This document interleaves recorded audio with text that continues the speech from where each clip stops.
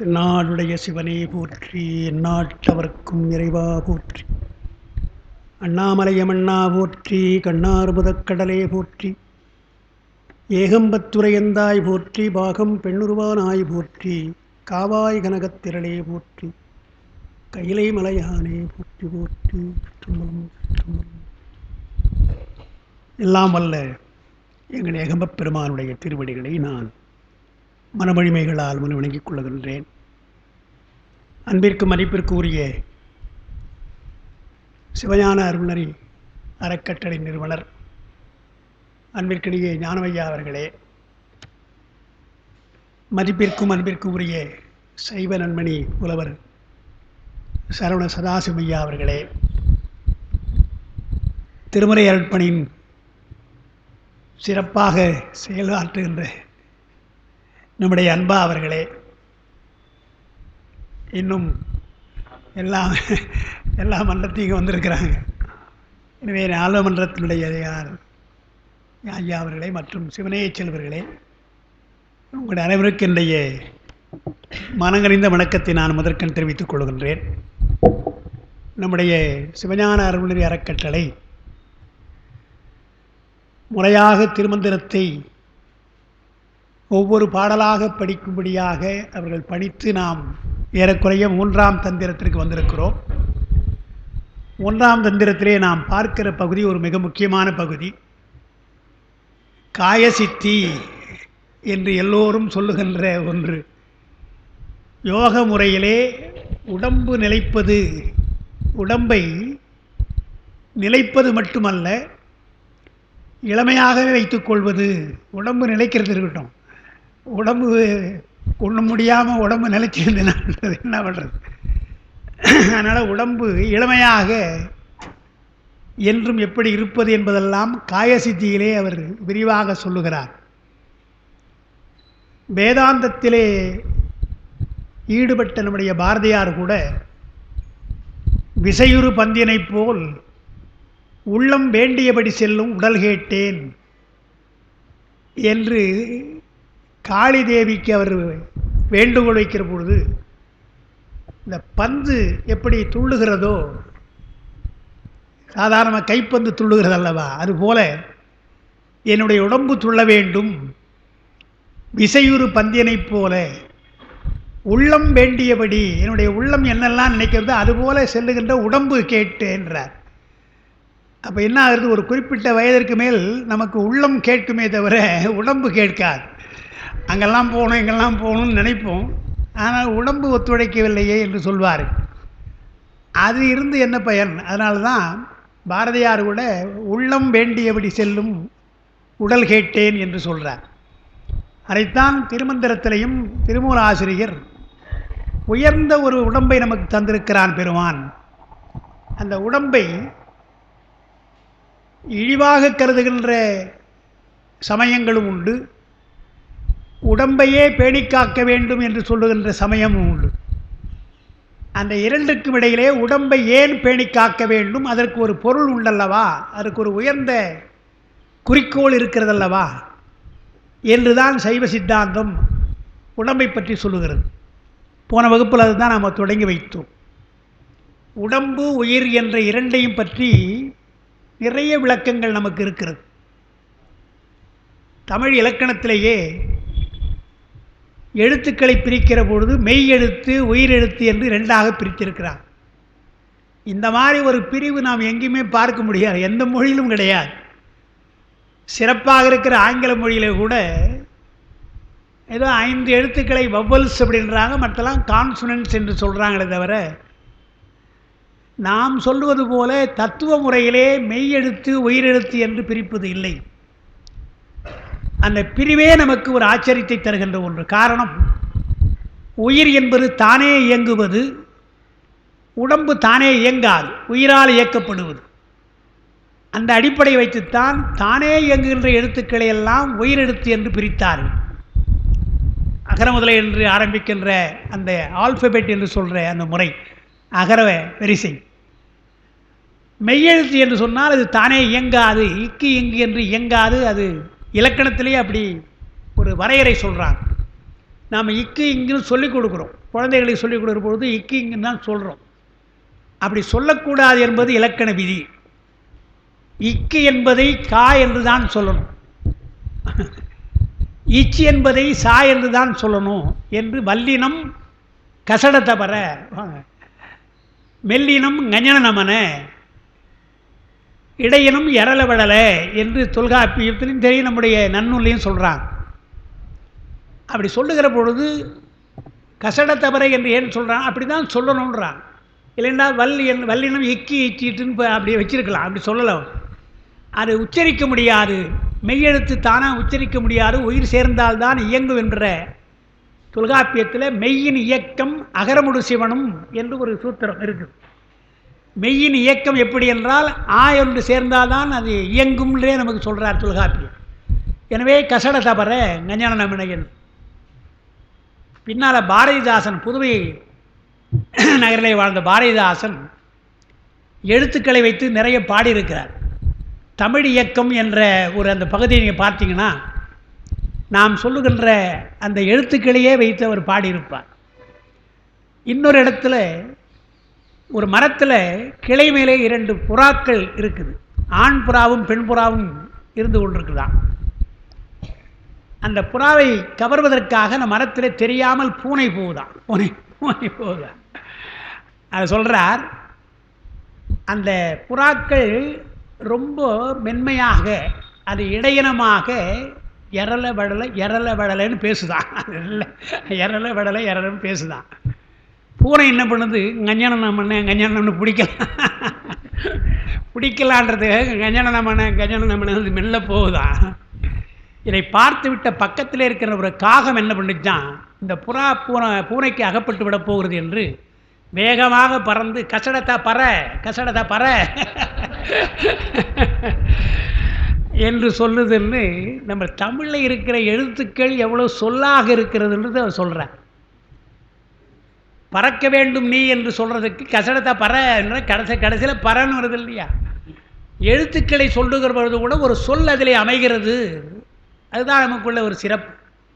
இப்போது மாமின்னு சொல்கிற ஒரு ஆற்று நம்ம சொல்கிறோம், மாமின்னு சொல்கிறோம். நீங்கள் எழுத்தா சொன்னால் எப்படி சொல்கிறோம், மா மீ, அதுக்கு மாவுக்கு அப்புறம் மீ தான் வருது இல்லையா. எழுத்தா சொன்னாலும் மீ தான், அந்த மாமியை சேர்த்தா மாமி என்று ஆகுது இல்லையா. இந்த மாதிரியெல்லாம் நமக்கு மொழிகளை எல்லாம் எழுத்துக்கள் எல்லாம் சொல்லாக வருகிறது என்பதை நாம் பார்த்து வியக்கின்றோம். அதிலே சொன்னது உடம்பு போல மெய்யெழுத்துக்கள் எல்லாம் அது தானே இயங்காது, உயிரெழுத்து இருந்தால்தான் இயங்கும் என்று வல்லினம் கசட தபர, மெல்லினம் கஞ்சன நமன, இடையினம் எழல வடலன்னு இருக்குது. உரையாசிரியர்கள் உரையில் என்ன எழுதுகிறாங்க, வல்லினம் மெல்லினம் இடையினம் என்று 3 இனம் இருக்கிறது. எப்படி சொல்லணும் என்றால் வல்லினம் முதல்ல சொல்லணும், அப்புறம் இடையினம் சொல்லணும், அப்புறம் மெல்லினம் சொல்லணும். அதனால் முறை வன்மை இடைமை மென்மை அப்படி தானே சொல்லணும். ஆனால் வல்லினம் மெல்லினம் சொல்லிட்டு அப்புறம் தானே இடையினம் சொல்கிறாங்க. ஏன் சொல்கிறார்கள் என்றால் வல்லினத்தை உச்சரித்த பின்னாலே மெல்லினத்தை உச்சரித்தால்தான் எது இடையினம் என்று தெரியும். இடைவெளி எங்கே இப்படி தெரியும், வல்லெழுத்தை உச்சரிக்கணும் அப்புறம் மெல்லெழுத்து உச்சரிக்கணும். இந்த 2க்கும் இடைப்பட்டது எப்படி தெரியும், மெல்லெழுத்து உச்சரித்தாதான் தெரியும். எனவே வல்லினத்தை உச்சரித்து விட்டு மெல்லினத்தை உச்சரித்து விட்டு இதற்கு இடையிலே இருக்கின்ற ஒலி அல்லவா அது இடையினம் என்று 3ஆவதாக சொன்னார்கள். முறையாக முறைப்படுத்தினால் வல்லினம் இடையினம் மெல்லினம் சொல்லியிருக்கணும். சொல்லாமல் வல்லினம் மெல்லினம் இடையினம் சொல்வதற்கு வைப்பு முறைக்கு என்ன காரணம் என்றெல்லாம் உரையாசிரியர்கள், இலக்கணமே உயர்ந்த விஷயம், அதுக்கு உரையாசிரியர்கள் இன்னும் மெருகேற்றுகிறாங்க. நகாசு வேலை பண்ணுறாங்க இல்லையா, நகாசு வேலை செய்வது போல உரையாசிரியர்கள் பலவற்றை செய்திருக்கிறார்கள்னு பார்க்கிறோம். அதனால் வாங்க, உடம்பு உயிர் என்பதை எழுத்துக்களை சொன்னாங்க. தொல்காப்பியர் இங்கே சொன்ன விஷயம்தான் அது நினைவுக்காக மறுபடியும் சொல்கிறவங்களுக்கு. தொல்காப்பியத்தில் இன்னும் ஒரு சிறப்பாக ஒன்று சொல்லுகிறார், 2 சொல்கிறார். அதாவது மெய்யின் வழி அது உயிர் தோன்றும் நிலை என்று சொல்கிறார். உயிரை நாம் பார்க்கலை, ஏன்னா அருவப்பொருள், உடம்புக்குள்ளே கூட உயிர் எங்கே இருக்கிறது என்று தெரியாது என்று ஆராய்ச்சி செய்கிறாங்க. அது என்ன என்று ஆராய்ச்சி செய்கிறாங்க நம்ம சொல்கிறோம். இலக்கணத்தில் என்ன செய்துட்டார் தொல்காப்பியர், மெய்யின் வழி உடம்பை பார், ஒரு உடம்பை பார்த்தால் அங்கே உயிர் இருக்கிறதா இல்லையான்னு தெரிந்து கொள்ளலாம். அப்போ உயிர் நீங்கிய உடம்பையும் பார்க்கிறோம், உயிரோடு இருக்கிற உடம்பையும் பார்க்கிறோம் அல்லவா. எனவே மெய்யின் வழியில்தான் உயிர் தோன்றுகிறது. உயிர் தோன்றும் நிலையே என்றால் உயிரை தோற்றுவிப்பதற்கு பெருமான உடம்பை தந்திருக்கிறான். உயிரை பார்க்க முடியாது, ஆனால் உயிர் என்ற ஒரு பொருள் இருக்கிறது என்று உணர்வதற்குத்தான் அந்த உடம்பை தந்திருக்கிறான் உயிருக்கு என்று மெய்யின் வழி அது உயிர் தோன்றும் நிலையே என்று சொல்லிட்டு அதற்கடுத்து இன்னொன்று சொல்லுகிறார், மெய்யோடு ஏயினும்ன்றார். அது முதல்ல அதான் இப்போ நான் சொன்னது மெய்யின் காங்காச்சா நான் சொல்கிறேன். அதுக்காக மெய்யின் இயக்கம் அகர்முறை செய்யணும். மெய்யின் வழி அது உயிர் தோன்றும் நிலை என்பது உயிர் இருக்கிறதா இல்லையா என்பதை தெரிஞ்சு கொள்றதுக்கு நம்ம உடம்பை பார்க்குறோம் இல்லையா, அதுபோல் உயிர் தோன்றுவது அங்கே தான் என்று மெய்யின் வழி அது உயிர் தோன்றவில்லை என்றால் கா என்று சொன்னால் அதில் மெய் எழுத்தும் இருக்கிறது உயிர் எழுத்தும் இருக்கு இல்லையா, அப்படி உயிர் தோன்றுகிற நிலையாக இது இருக்கிறதுன்னு அங்கே சொல்கிறார். அதுக்கடுத்து இன்னொன்று சொல்கிறார், மெய்யோடு ஏய்ந்தாலும் உயிர் இப்போ நம்ம உடம்போடு உயிர் சேருகிறது. உடம்போடு உயிர் சேர்ந்தால் உடம்பு சடப்பொருள், அது ஒன்றும் அறிவில்லாது. உயிர் அறிவுடையது.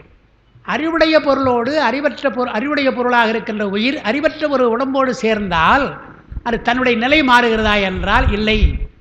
பொதுவாக நாம் என்ன சொல்கிறோம் சைவ சித்தாந்தத்தில், உயிர் சார்ந்ததன் வண்ணம் சார்ந்ததன் வண்ணம் நாம் சொல்கிறோம். ஆனால் உடம்பை சாருகிற பொழுது அது தன்னுடைய நிலையிலிருந்து மாறவில்லை. இதுபோல் என்று சொன்னால் உயிரோடு பெருமான் இணைந்தாலும் கூட தன்னுடைய நிலையில் அவன் மாறாமல் இருக்கிறான் இல்லையா, உயிரோடு அவன் சேர்ந்துள்ள உயிராக தான் உயிரை இயக்குகிறானே தவிர உயிரோடு சேர்ந்து அவன் உயிர்த்தன்மை பெறுவது கிடையாது. அதுபோல் உடம்போடு சேர்ந்தாலும் உயிர் உடம்புடைய தன்மை பெறாமல் உயிர்த்தன்மையாக இருக்கிறது என்பதெல்லாம் மெய்யோடு ஏயினும் உயிர் இயல் திரியா என்று சொல்லிட்டு அது இலக்கணம் தான் அவர் சொல்கிறார். நான் சத்துவத்துக்கு நான் சொல்கிறேன். இலக்கணத்தில் கா என்று சொன்னால் இக்கு ப்ளஸ் ஆ தானே. அப்போ ஆ என்பது குற்றெழுத்து, ஒரு மாத்திரை தான். மெய் என்ற எழுத்து இக்கு சேருகிறது. இக்கு ப்ளஸ் ஆ சேர்ந்தால் கணக்குப்படி பார்த்தா அரை மாத்திரையும் ஒரு மாத்திரை சேர்ந்தால் 1.5 மாத்திரை சொல்லணும். ஆனால் உயிர் மெய்க்கு எத்தனை எழுத்து எத்தனை ஒரு மாத்திரை தான் சொல்லணும். எனவே உயிர் இயல் தெரியாது, தன்னுடைய இயல் மாறாமல் தன்னுடைய மாத்திரையோடு அது இருக்கிறது என்றெல்லாம் இலக்கணத்தை சொல்லுகிற பொழுதே நமக்கு தத்துவத்தை சொல்லியிருக்கிறார்கள் என்பது பெரிய விஷயம். இந்த மொழிக்குத்தான் அந்த தனிச்சிறப்பு இருக்கிறது. தத்துவத்திலும் சிறந்திருக்கிறோம், இலக்கணத்தில் நாம் சிறந்திருக்கிறோம். இலக்கணத்தின் வழியாக தத்துவத்தையும் நாம் சொல்லுகிறோம் என்பதுதான் வஜிரேர் முதலியார் சித்தாந்த ஞானவன் அடிக்கடி சொல்லுவார். சிவஞான போதம் என்ற அந்த விருத்தியெல்லாம் படிக்க வேண்டுமென்றால் இலக்கண அறிவு இருந்தால்தான் முழுமையாக புரியும், இல்லை என்றால் நமக்கு புரியாது என்று அவர் வேடிக்கையாக சொல்லுவார். அதுபோல் இலக்கண பின்னணியோடு நாம் இதையெல்லாம் சாத்திரங்களை படிக்கிற பொழுது சிறப்பாக இருக்கும் என்று தான் போன வகுப்பில் அதை உடம்பார் அழியின் உயிரார் அழிவுன்னு சொன்னார். உடம்பு என்பது அகிரிணை, உயிர் என்பது அகிரிணை தனியாக சொன்னான். தனியாக உயிர் என்று சொன்னால் அது அகிரிணை பொருள், தனியாக உடம்பு என்றால் அது அகிரிணை பொருள். ஆனால் அந்த உயிர் எந்த உடம்பிலே சேருகிறது, மக்கள் உடம்பிலே சேர்ந்தால் அப்போ அது உயர்திணை. மக்கள் அல்லாத மற்ற விலங்கு போன்ற பறவை போன்றவற்றிலே சேர்ந்தால் அது அகிரிணை. எனவே அந்த உயிர் எந்த உடம்பிலே சேருகிறதோ அதை வைத்துத்தான் அது உயர்தனையா அகிரிணையா என்று சொல்லுகிறோம். அதனால் இரண்டும் சிறப்புடையது தான். திருமந்திரத்தில் அவர் என்ன சொல்கிறார், உடம்பும் சிறப்புடையது தான் உயிரும் சிறப்புடையதான். ஒப்புமையாக பார்க்கிற பொழுது உடம்பை காட்டிலும் உயிர் சிறந்தது என்று நாம் சொல்கிறோம், ஒப்புமையாக பார்த்தா. ஆனால் திருமந்திரத்தில் உயிர் சேர்ந்திருக்கிற இடம் இருக்கு இல்லையா, அந்த பாத்திரம், அந்த உடம்பு மிக முக்கியம் என்றாங்க. அதனால் உடம்பையும் நாம் பேணி காக்க வேண்டும் என்று தான் வரும்போது தான் சொல்லிட்டு இருந்தேன். நம்ம அமர்நாத் ஐயா ரொம்ப இழைச்சிக்கிட்டே போகிறீங்க, ஜாக்கிரதையாக உடம்பை பார்த்துங்கன்றார். நான் சொன்னேன், உணவு நான் குறைச்சிட்டேன்பா, ரொம்ப குறைச்சிட்டேன், அதான் இன்றைக்கி பேச போகிறேன். காயசித்தில் தான் முக்கியமாக அவர் சொல்கிறாரு, உணவை குறைக்கணும் தான் சொல்கிறாருப்பா அப்படின்னு சொல்ல வந்தேன். அதில் ஔவையார் என்ன பண்ணுறார், மீதூன் விரும்பேல்னா, நிறைய உணவை சாப்பிடாதீங்க என்று முதலியே அவர் சொல்கிறார். மீதூன் விரும்பேல் என்று சொல்கிறார். அப்போ உடம்பை பாதுகாப்பதற்கு உணவு தேவைதான், ஆனால் உணவே நமக்கு உடம்பை அழித்து விடலாம் என்பதனால மீதூன் அதிகமான உணவை சாப்பிடாதீங்க என்றெல்லாம் சொல்கிறார். அதனால் உடம்பை மிக முக்கியமாக பாதுகாக்க வேண்டும் என்பதைத்தான் இந்த இடத்தில் அவர் சொல்வதற்கு என்ன காரணம் என்றால், இறைவன் தந்த இந்த உடம்பை நாம் காய சித்தியினாலே யோகத்தினாலே உடம்பை வலிமையாக்கி கொண்டால் இறைவனை அடைவது சுலபம். இறைவனை அடைவதற்கு நமக்கு உடம்பு துணையாக இருக்கும். உடம்பு துணையாக இல்லை என்றால் ஒன்றுமே பண்ண முடியாது. அந்த உடம்பு சரியில்லாமல் போகுது இல்லையா, அப்போ தான் நமக்கு தெரியுது இந்த உடம்பு எவ்வளோ வேலை பண்ணுது நமக்கு தெரியாமல் பேசாமல் படுத்துட்டோமே நினைக்கிறோம். ஒரு 3 நாள் படுத்துட்டோம்னா நமக்கு எப்படா எழுந்துகிறது என்று அந்த பலத்தை எப்படி பெறுவதுன்னு நினைக்கிறோம்.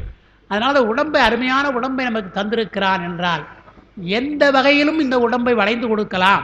எந்த உணவை நீங்கள் சாப்பிட்டாலும் இந்த உடம்பு ஏற்றுக்கொள்கிறது அல்லவா? அந்த அப்படிப்பட்ட உடம்பை எப்படி பாதுகாக்க வேண்டும் என்றால் யோக முறையிலே, அதுதான் இவர் இங்கே சொல்ல வரப்போகிறார் காயசித்தியிலே. ஏனென்றால் உடம்பு போனால் உயிரார் அழிவர்ன, உயிருக்கு துணையாக இருப்பது உடம்பல்லவா? அந்த உயிருக்கு துணையாக இருப்பதாலே காரைக்கால் அம்மையார் கூட அதைத்தான் நாங்கள் பாடுற அற்புத திருவந்தாதியில்,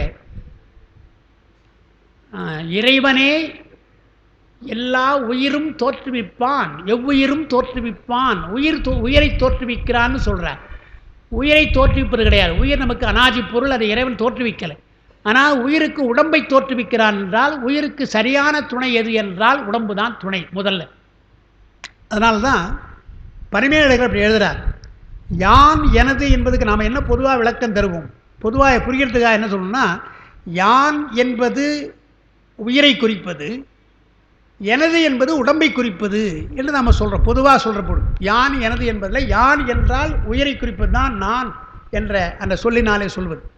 எனது என்பது உடம்பை குறிப்பது என்று சொல்லும். அதுக்கப்புறம் நாம் என்ன சொல்லுவோம்? எனது என்று சொல்லுகிற பொழுது என்னுடைய உடம்பு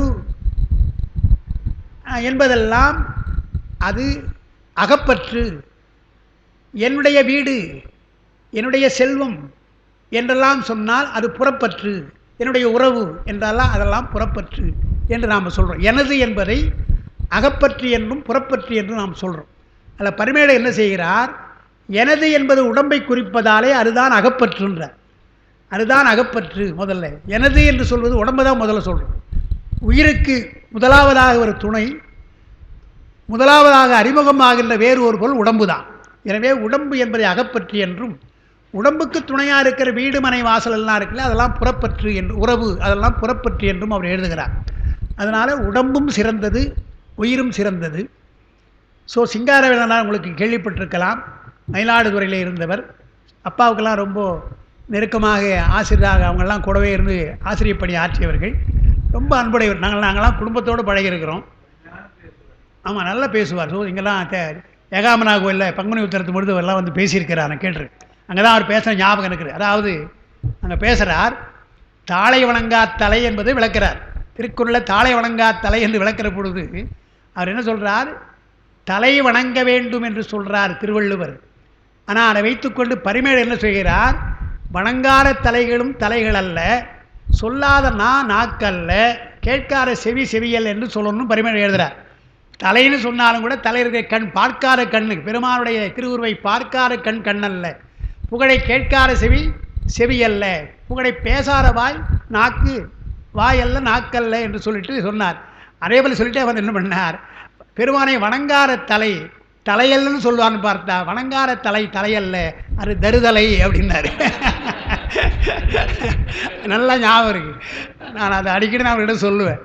வணங்காத தலையல்லன்னு தானே சொல்லுவேன்னு பார்த்தா வணங்காத தலை தருதலை அப்படின்னாரு அவர். அந்த மாதிரி சிறந்த பேசக்கூடியவர் அவரெல்லாம் அப்பாவோட இருந்து நிறைய விஷயங்களை கேட்டு இருக்கிறார்கள், பேசியிருக்கிறது நம்ம பார்த்துருக்கிறோம். அவர் தான் சொல்லுவார். அதெல்லாம் இந்த திருமந்திரத்தை பற்றியெல்லாம் அவர் நிறைய சொல்லியிருக்கிறார். இந்த உடம்பினை முன்னம் இழுக்கென்றிருந்தேன் அந்த பாட்டு நம்ம சொல்லியிருக்கோம். உடம்பாரடி இந்த 2 பாட்டு நம்ம முடிச்சிருக்கிறோம். அது என்ன அர்த்தம் என்று ஞாபகம் வச்சுங்க. லோகாயுதர்கள் எல்லாம் உடம்பே சிறந்தது என்றார்கள். உடம்பினாலே வருகின்ற இன்பமே அதுதான் சொர்க்கம் இன்பம், அதுதான் வேறு சொர்க்கம் கிடையாது, வேறு முத்தி கிடையாது என்று அறிவையர் இன்புறு முத்தி சிவப்பிரகாசத்தில் முத்தியினுடைய வகைகளை சொல்கிற பொழுது உமாவரி சிவம் லோகாயுதர்கள் எல்லாம் அறிவையர் இன்புறு முத்தி என்றால் பெண்களோடு இருக்கின்ற அந்த உறவு இன்பம் இருக்கல, அதுதான் இன்பம், அதுதான் சொர்க்கம், அதற்கு மேல் முத்தி கிடையாது என்று உலகியலாக போகிறார்கள். உடம்பை அப்படி அதற்காக பயன்படுத்துகிறாங்க இல்லையா, அதுவும் தவறு. உடம்பை உலக இன்பத்திற்காக பயன்படுத்துவது, நிறைய சாப்பிட்றது, பெரிய மாளிகையில் இருப்பது, இதெல்லாம் உடம்புக்கு வசதி அல்லவா? அதனால் அதெல்லாம் இன்பம் அல்ல, அது உடம்பினுடைய நோக்கம் அல்ல. ஆனால் உலோகாயுதர்கள் அதுதான் உடம்பினுடைய நோக்கம் என்று சொல்கிறாங்க. இதுக்கு நேர்மாறாக சமணர்கள் உடம்பை வளர்க்கவே கூடாதுதான், உடம்பை பற்றி கவலையே படக்கூடாது, நீ சாப்பிடக்கூடாது, பல் விளக்கக்கூடாது, குளிக்கக்கூடாது, உடம்பை எப்படிலாம் அழுக்காக்கி கொள்ளமோ, மாசேரிய உடம்பினெல்லாம் பாடுறாங்க, அழுக்காக்கி கொள்ள வேண்டும் என்றெல்லாம் சமணர்கள் சொல்கிறாங்க. 2 துருவம்.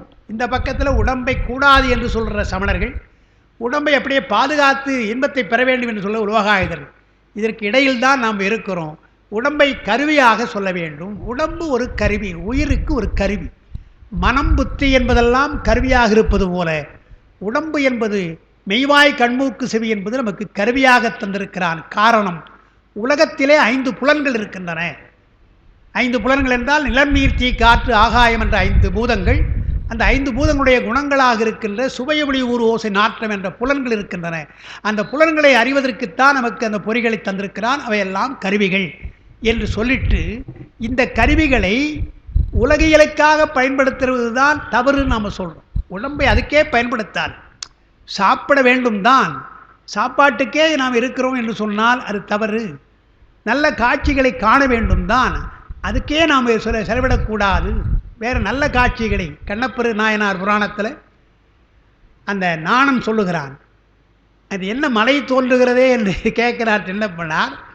காண நீ போதி நல்ல காட்சியே காணும்ன்றார் இல்லையா, சேக்கிரர் அங்கே குறிப்பிட்டார் இல்லையா. எந்த காட்சி அது நல்ல காட்சி அல்லவா? பெருமானை பார்ப்பது, தரிசிப்பது ஒரு அவன் நாணம், அவன் வேடனுக்கு ஒன்றும் தெரியாது. ஆனால் அவன் என்ன சொல்கிறான், அங்கே ஒரு கோயில் இருக்குப்பா, நல்லா எல்லாம் கும்பிட்றாங்க எல்லாரும் சொல்லி, காண நீ போதில் நல்ல காட்சியே காணுன்றார். அதுபோல் நல்ல காட்சியை நாம் காண வேண்டும் என்பது தானே நம்முடைய உடம்பிடின் நோக்கம். அதனால்தான் தரிசனத்தை, தில்லை தரிசனத்தை சொல்லுகிற பொழுது சேக்கிழார் அந்த முக்கியமான பாட்டை பாடுகிறார். 5 பேரறிவும் கண்களே கொள்ள என்று. நமக்கு இருக்கிற உறுப்புகள் தான் கண்கள் என்பது வெளியில் இருக்கின்ற புறக்கருவியாக இருக்கு. சாத்விகமாக இருக்கின்ற குணங்கள் எல்லாம் உள்கருவியாக, சித்தம் என்பது உள்கருவியாக இருக்கிறது இல்லையா. இதையெல்லாம் வைத்துத்தான் அவர் பாடுகிறார். இந்த உடம்பை ஒரு கருவியாக தந்திருக்கிறான். அந்த கருவியை அவனுக்கே எப்படி அருணகிரியார் யாம் ஓதிய கல்வியும் எம் அறிவும் தாமே பெறனார். என்னுடைய அறிவு இருக்கிறதா, சொல் இருக்கிறதா, அது அவனுக்காகத்தான் என்று சொல்வது போல, நீ கொடுத்த அந்த 5 புலன்களும் உன்னுடைய தரிசனத்தை பார்ப்பதற்காகத்தான் என்று தில்லை தரிசனத்திலே அவர் சொல்கிற பொழுது சேக்கிழார் சித்தாந்த ஞானமாக அந்த பாட்டை அடிக்கடி சொல்லுவாங்க. நானும் கேட்டிருக்கிறேன், அப்பாவும் சொல்லுவாங்க. அந்த பாட்டில் ஒவ்வொரு அடைமொழி கொடுத்து சொல்லுகிறார் சேக்கிழார். 5 அறிவுன்னு சொல்லாமல் 5 பேரறிவுன்றார். 5 பேரறிவும் கண்களே கொள்ளன்னார். கரணங்கள் என்று சொல்லலை, அளப்பரும் கரணங்கள் 4 என்று சொல்கிறார். அப்புறம் சாத்விகம் என்று சொல்ல, திருந்து சாத்விகமே ஆக எல்லாவற்றுக்கும் அடைமொழி கொடுக்கிறார். இன்னும் இப்போ பாட்டு பூரா நீங்கள் பார்க்கலாம். 5 பேரறிவும் கண்களே கொள்ள, அளப்பரும் கரணங்கள் 4 சிந்தையேயாக, குணம் 1 திருந்து சாத்விகமே ஆக, இந்துவாழ் சடையான் ஆடும் ஆனந்த எல்லை என்றார். எல்லையில் ஆனந்த எல்லையில் தனிப்பெரும் கூத்தில் வந்த பேரின்பத்தில் திளைத்து மாறிலா மகிழ்ச்சியில் மறைந்து. எங்கேயாவது ஒரு அடைமொழி விட்டுருக்காரா? மகிழ்ச்சின்னா மாறிலா மகிழ்ச்சி, இன்பம்னா வந்த பேரின்பம் என்று எல்லாவற்றையும் சொல்லுகிறார். என்றால் அது உலகியலாக இருந்து பார்க்கவில்லை சுந்தர பெருமான். அந்த தரிசனத்தை அருளியலாக அங்கே இருக்கிற அருள்வெளியில் இருக்கிற தரிசனத்தை பார்க்கிறார். அதற்கு இந்த உடம்பு துணையாக இருக்கிறது அவருக்கு. அதை மாற்றி நாம் பார்க்கிறோம். எப்படி மாயையை சார்ந்தால் இந்த உடம்பு மாயையாகவும், அருளை சார்ந்தால் அருளாக மாறுகின்றதோ, அதுபோல் தில்லையிலே இருந்து தரிசிக்கின்ற சுந்தர பெருமானுடைய அந்த திருமேனி அருள்மேனியாக மாறி அங்கே தரிசனம் செய்கிறார் என்பதனால உடம்பு எவ்வளவு தேவை, உடம்பு எவ்வளோ, அந்த கருவியை எப்படி சரியாக பயன்படுத்தி இருக்கிறார்கள் என்று பார்க்கிறோம். திருவந்தியாரில் அது ஒரு குறிப்பை சொல்கிறார். உங்களுக்கு கொடுத்திருக்கிற உடம்பு இருக்குதல்லவா, அது பொன் கொழு போலன்றார். ஏறுமுனை இருக்கு இல்லையா, இரும்பு கலப்பை, அந்த கலப்பினுடைய கொழுன்னு சொல்லுவாங்க. கூர்மையாக அந்த நிலத்தை உழுகின்றது கொழுன்னு சொல்லுவாங்க. அந்த கொழு இரும்பில் இருக்கும். அது மண்ணை உழுவதற்காக இரும்பில் செய்திருப்பாங்க அது. ஆனால் அவர் என்ன சொல்கிறார், உங்களுக்கு கொடுத்துருக்கிற உடம்பு இருக்கு இல்லையா, அது ஏறு தான், ஆனால் பொன் கொழுன்றார். பொன்னால் ஆகிய கொழுன்றார். பொன்னால் ஆகிய குழுவை கொண்டு போய் நீங்கள் எதுக்கு விழுகிறீங்க, வரகுக்கு விழுகிறீங்களேன்றார். நெல்லுக்கு விழுதா கூட பரவாயில்ல, பொற்கொழு கொண்டு வரகுக்கு விழுவார், வரகு செய்வதற்காக விழுகிறீர்கள்னு சொன்னால் இந்த அருமையான கருவியை கொடுத்திருக்கிறான். இதை வைத்துக்கொண்டு உலகாயுதர் போல உலகிலே இருந்து அலர்படுகிறீர்கள் என்று திருவந்தியாரில் இந்த பொன் கொழுவை கொண்டு உட வேண்டும், எங்கள் பெருமானை எண்ணுவதற்குத்தான் இந்த கருவி கொடுத்திருக்கிறான் என்று. இந்த உடம்பு பொன்மேனி போல பொன் கொழு என்று அவர் சொல்கிறார். இதெல்லாம் வைத்துத்தான் திருமந்திரத்தில் உடம்பார் அழியின் உயிரார் அழிவார் என்று நாம் அதை பார்த்தோம். அதனால் திடம்பர மெஞ்ஞானம் சேர வேண்டும், உண்மையான ஞானத்தை பெற வேண்டும் என்று திடம்பட மெஞ்ஞானம் சேரவும் மாட்டார்னு ஜாஃப்னா இப்போ யாழ்ப்பாணம் பல்கலைக்கழகத்தில் பேசிட்டு வந்தேன் திருமந்திரத்தில். அங்கே நான் சொல்ல நினச்சி சொல்லாமல் யோசித்தேன். எனக்கு முன்னே ஒருத்தர் பேசிட்டார், பரவாயில்ல சொல்லதான். அதாவது சேர்ந்திருந்தேன் திரு ஆவடுதந்துரை சேர்ந்திருந்தேன்னு சிவபோதின்னு வருது இல்லையா, அந்த சிவபோதி என்பதற்கு அப்பா விளக்கம் எழுதியிருக்கிறாங்க. போதி என்பது புத்தர்களுக்காக அது போதி மரம்னு சொல்ல ஆரம்பிச்சிட்டாங்க. அரச மரம்னு சொல்லாமல் அரச மரத்தின் கீழே தான் புத்தர் வந்து ஞானம் பெற்றார். எனவே அது போதி மரம் என்று அவங்க இப்போ சொல்கிறாங்க. அவரை போதி சத்துவர்லாம் சொல்கிறாங்க. ஆனால் அதை மாற்றி நம்முடைய திருமூலர் என்ன செய்கிறார்? அதை சிவபோதி என்று சொல்லுகிறார். அந்த போதி சிவபோதி என்றால் புத்தன் பெற்றது அந்த அரச மரத்தின் கீழே பெற்றது சூன்ய ஞானம். ஆனால் சிவபோதியாக இருக்கின்ற திருவாவடுதுறையில் இருக்கின்ற அரச மரத்துக்கு இடையே என்று திருமூலர் பெற்றது சிவஞானம். எனவே சூன்ய ஞானம் அல்ல நான் பெற்றது, சிவஞானத்தை பெற்றேன், எனவே சிவபோதி என்று சொல்லுகிறார் என்று அப்பா அதுக்கு விளக்கம் எழுதியிருக்கிறாங்க. இதை அந்த புத்தனுடைய நாட்டில் போய் சொல்லலாமா வேணாம்னு சந்தேகம். என்ன அவன் யாழ்ப்பாணம் பூரா சிங்களம் இருக்கிறான். அந்த புத்தரை பற்றியும் சொல்லக்கூடாது, அரச மரத்தையே சொல்லக்கூடாது, இலையே பறிக்கக்கூடாது. நாம் சொல்லலாமா வேணாம்னு யோசித்து போகிறது. எனக்கு முன்னே யாழ்ப்பாண சைவ சித்தாந்தத்துறை தலைவர் என்னுடைய மாணவர் தான் சந்திரசேகரன். அவர் பேசிட்டார். சிவபோதி என்று சொல்லுகிறார் திருமூலர், புத்தன் பெற்றதெல்லாம் சூன்ய ஞானம் என்று அந்த போதி வேறுன்னு அவர் சொல்லிட்டார். சரி சொல்லிட்டாருன்னு அப்புறம் நான் தைரியமாக அப்புறம் அதை விளக்கி நான் சொன்னேன். இல்லைன்னா வெளியே அனுப்ப மாட்டான். யாரோ தவறாக பேசுகிறானா பிடிச்சிட்டான்னா போய் ஒரு வாரம் இருக்க போய் கடைசியில் எங்கேயோ போய் ஜெயிலில் போட்டான்னா என்ன பண்ணுறது? அது மாதிரி சொல்கிறேன்னா அவங்களாம் சிவபோதி என்று சொல்கிறாங்கன்னா ஏன் சொல்கிறார் திருமூலர்? அரச மரத்தின் கீழே பெற்றது சூன்ய ஞானம். சூன்ய ஞானம் பெற்றுவிட்டால் ஒன்றும் சொல்ல முடியாதுன்றான். சொல்லுணாதது என்று சொல்லுகின்ற அந்த ஞானம் ஞானமா? எனவே அது சூன்ய ஞானம் என்று அதை குறிப்பாக மறுக்கிறார் திருமூலர். ஒரே வரியில் அது மறுக்கிறார்னு அதுதான் நான் முக்கியமாக மையமாக வைத்தேன். நேரம் இல்லைங்க அதிகமாக பேசுகிறதுக்கு. இந்த சிவபோதி என்ற ஒரே தொடரினாலே பௌத்த மறுப்பது, புத்தர்கள் அந்த போதி மரம் அது உண்மையான ஞானம் அல்ல, அது சூன்ய ஞானம் என்று மறுப்பதற்காகத்தான் நான் சிவபோதியின் கீழே இருந்து சிவஞானத்தை பெற்றேன் என்று அவர் சொல்லுகிறார் பார்க்கிறோம். அதே போல் வேதமுடு ஆகமம் மெய்யாம் இறைவன் நூல் என்று சொல்லுகிறார். வேதமுடு ஆகமம் மெய்யாம் இறைவன் நூல் அவர் சொல்கிறதுக்கு என்ன காரணம் என்று சொன்னால், நம்முடைய கொள்கை வேதத்தையும் ஆகமத்தையும் பெருமான் படைத்தான். 4 முகங்களினாலே திசை முகங்களினாலே வேதங்களை படைத்து பிரம்மனுக்கு சொன்னான். அது பெருமான் படைத்தது. ஈசான முகத்தினாலே ஆகமத்தை படைத்தான் என்று நாம் சொல்கிறோம். இறைவன் நூல் என்று நாம் சொல்கிறோம். ஆனால் அவர் சொல்வதற்கு என்ன காரணம்? திருவள்ளுவர் ஏன் சொல்கிறாருன்னா, வேதமெல்லாம் வேதத்தை பாராட்டுகின்ற மீமாம்சகர்கள் கர்மகாண்டிகள் என்ன சொல்கிறாங்க? வேதம் அனாதின்றாங்க, வேதம் அபௌர்ஷேயம் யாராலும் செய்யப்படாதுன்றாங்க. வேதம் அனாதி என்றும் யாராலும் செய்யப்பட முடியாது என்றதும் அவங்க சொல்கிறாங்க இல்லையா? அதை மறுப்பதற்காகத்தான் வேதமோடு ஆகமம் எல்லாம் மெய்யாம் இறைவன் நூல், எங்களுடைய இறைவன் படைத்திருக்கிறான் என்று சொல்வது மீமாம்சக மறுப்பு. மீமாம்சகரை மறுக்கிறான்னு பார்க்க. அதே போலத்தான் இங்கே உடம்பை உன்னம் இழுக்கென்று இருந்தேன் என்று சொல்வது சமண மறுப்பு.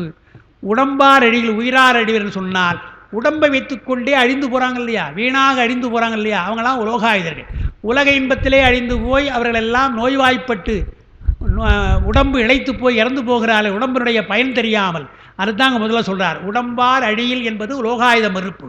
அடுத்த பாட்டு உடம்பினை முன்னம் இழுக்கிருந்தேன் இல்லையா, அது சமணருடைய மறுப்பு. சமணர்களெல்லாம் உடம்பை இழுக்கு என்று சொல்கிறாங்க. அதை நான் கேட்டுவிட்டு இழுக்கோ என்று நான் எண்ணினேன். இல்லை, உடம்புக்குள்ளே உத்தமன் கோயில் கொண்டிருக்கிறான் என்று சொல்கிறார் இல்லையா, அது சமண மறுப்பாக சொல்வது என்று பார்க்கிறோம். அதுக்கடுத்து தான் நம்ம 4வது பாடல், அதுதான் இன்றைக்கு தொடங்கணும். அஞ்சனம் போல் உடல் ஐ அரும் அந்தியில் வஞ்சக வாதம் அரும் மத்தியானத்தில் செஞ்சிறு காலையில் செய்திடில் பித்தரும் நஞ்சறச் சொன்னோம் நரைதிரை நாசமே. பிராணாயாமம் எப்படியெல்லாம் செய்ய வேண்டும் என்பதற்கு அவர் விஷயம் சொல்கிறார். அந்த ஐ வாதம் பித்து 3 சொல்கிறார் பாருங்கள் அந்த பாட்டில்.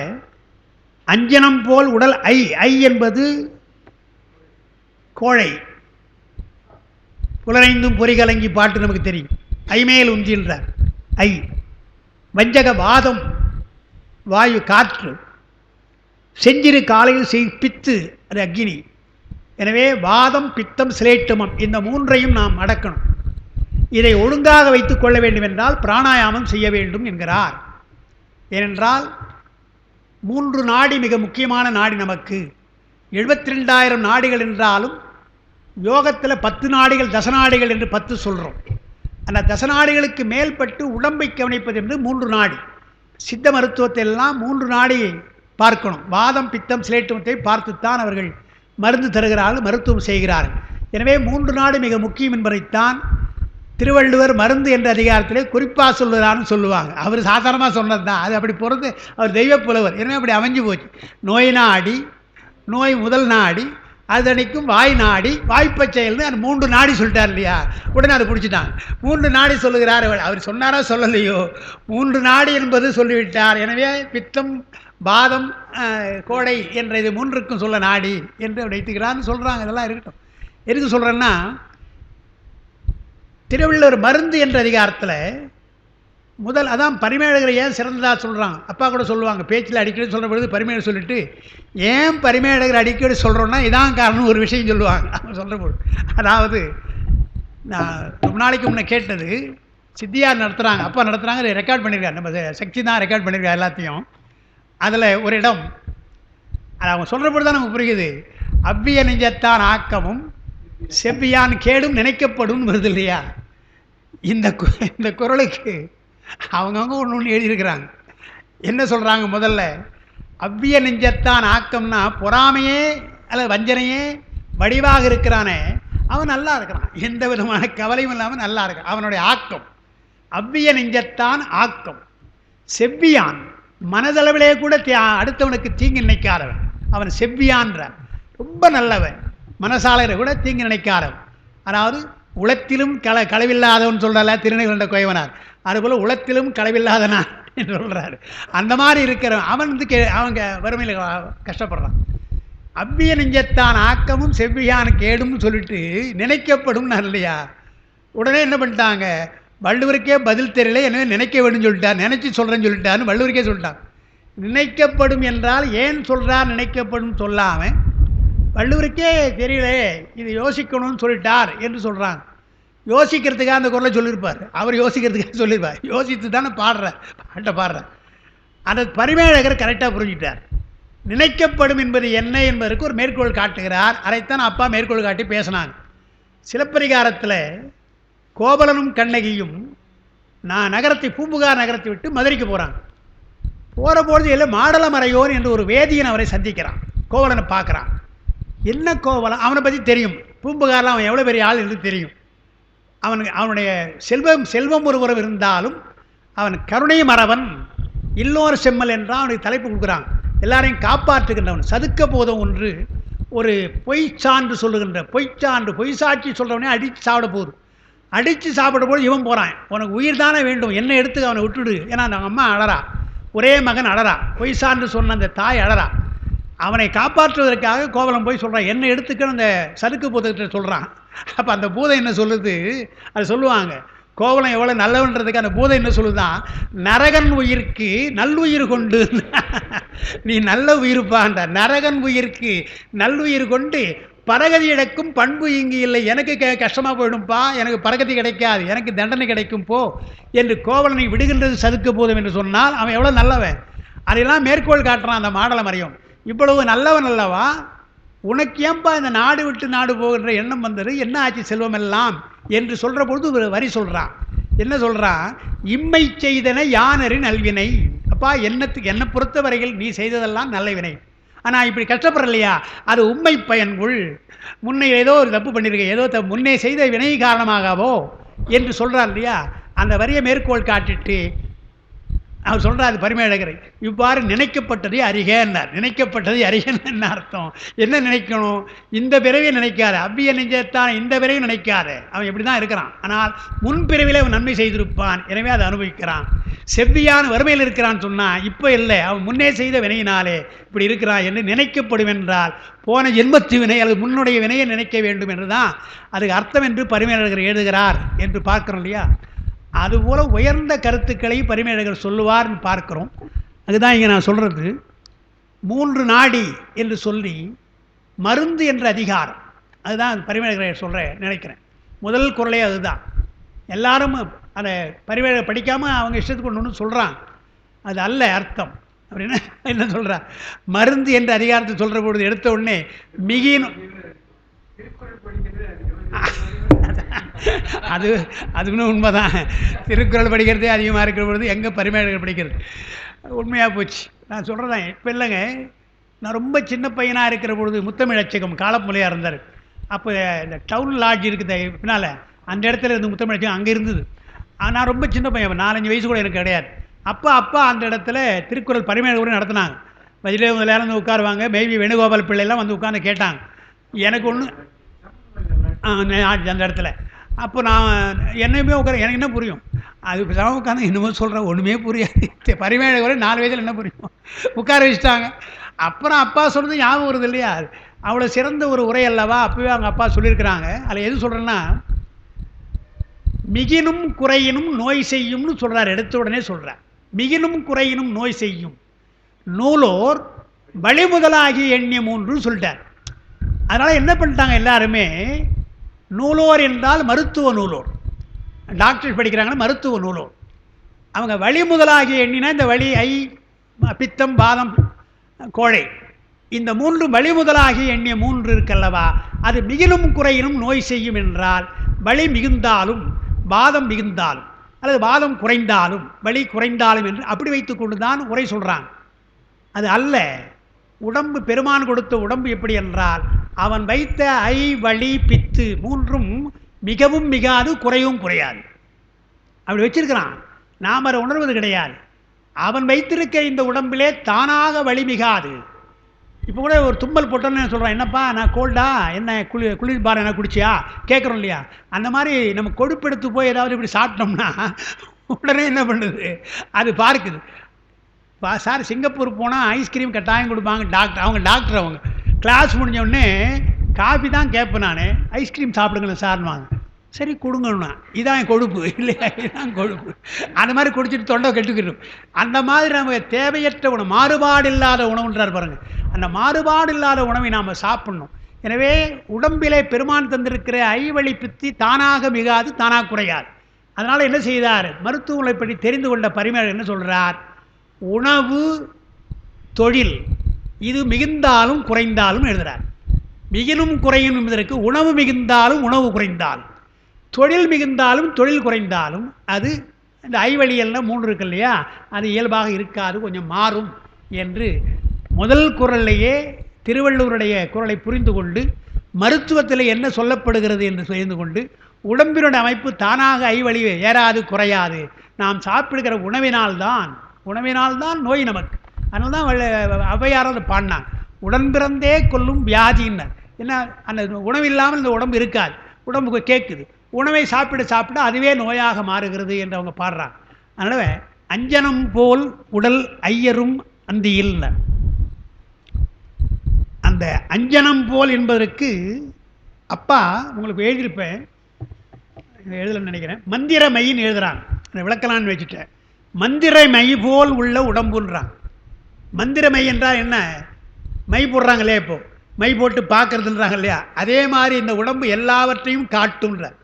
காய சித்தி பெற்று விட்டால் நாளைக்கு என்ன வரப்போகிறது, முன்னே என்ன நடந்தது என்று தொன்று நிகழ்ந்தது அனைத்தும் உணர்ந்திடும் சூழ் கலைவாணர்களும் பாடினார் பாரதியார்.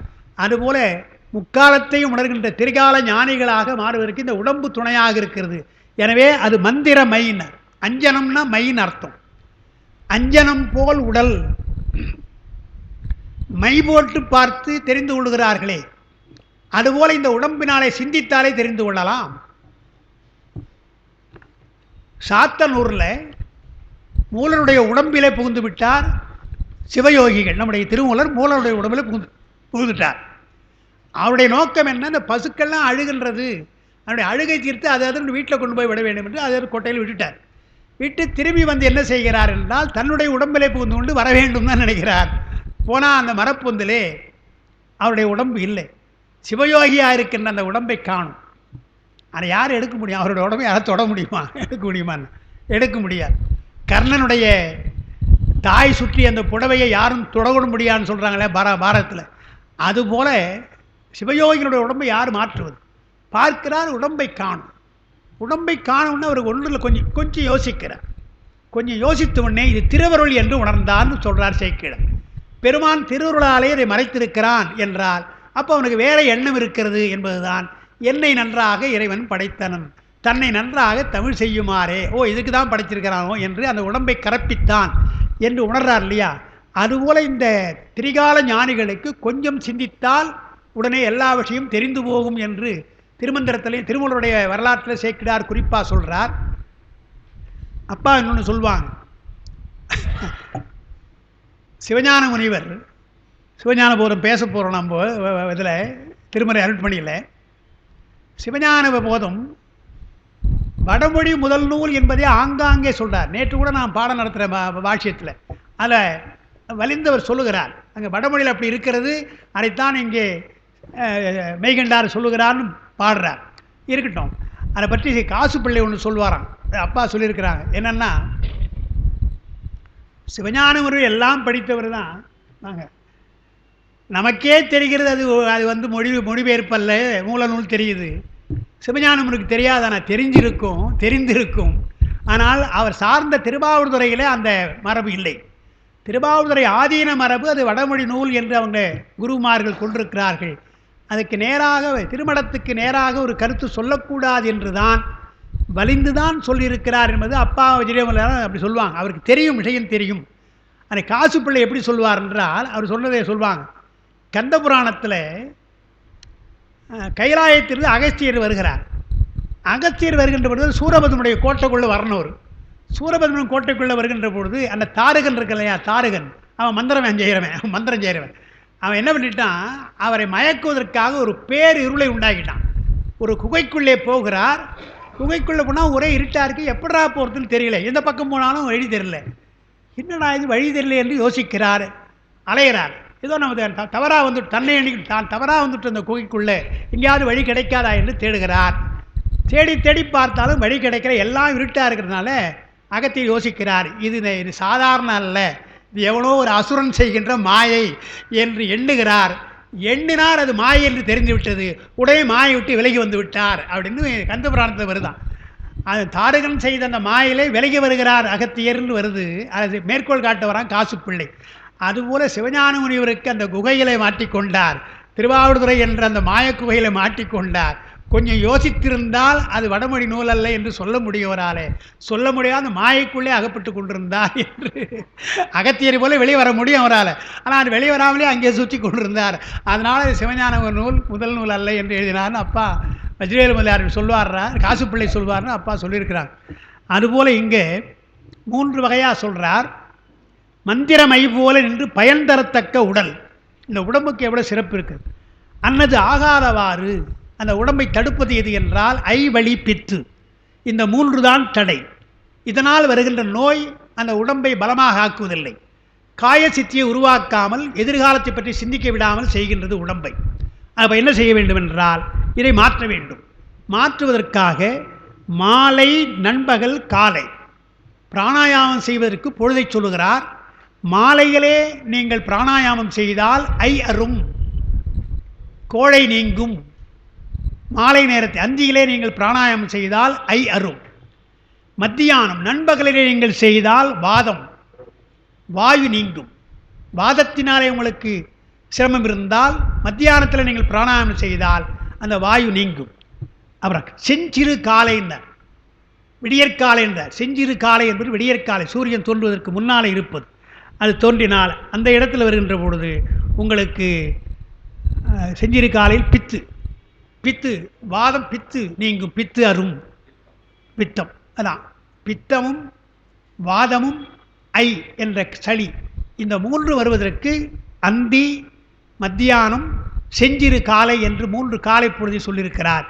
சொல்லிட்டு என்ன சொன்னார், நஞ்சு அறச் சொன்னோம். இதெல்லாம் நஞ்சு போன்ற தீமைகள், நோய்கள் எல்லாம் நஞ்சினாலே வருவது. இந்த ஐவழி பித்தெல்லாம் இருக்கு இல்லையா, இதெல்லாம் நஞ்சு போல மாறலாம்.